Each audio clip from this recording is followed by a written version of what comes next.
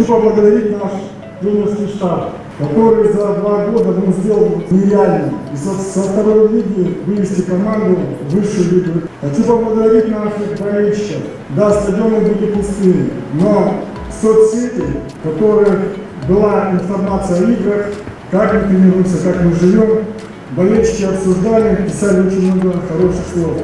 Спасибо вам. Я думаю, что игроки команды достойно выступят в рядах команд премьер-лиги. Своей игрой они будут радовать вас, болельщиков. Еще раз от Казахстанской Федерации футбола поздравляю вас с таким хорошим событием. Я всегда говорил, что первое место завоевывается, а остальные места со второго и ниже, они занимаются. Поэтому я думаю, что руководство клуба проделало очень большую и кропотливую работу.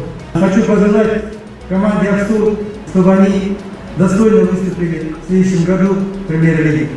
Я вас еще раз поздравляю с нашим чемпионством. Футболдың кең кезеңінде бірігіп, еш қиындықтарға қарамастан қысқа уақыт ішінде Қазақстан премьер-лигасына кірдіңіздер. Осындай жетістіктен сіздерді шын жүректен құттықтаймын. На самом деле вы сотворили историю. Вы сплотились и за короткое время ворвались в казахстанскую премьер-лигу. Далее у нас есть планы по созданию в будущем Академии футбола. Сіздер өз келе жатқан жастар үшін үлгі. Командалық рухтарыңыз әрқашан мықты болсын. Еліміздің тәуелсіздігінің 30 жылдығында облысымызға жасалған бұл керемет сый үшін алғысымыз шексіз. Мереке құтты болсын.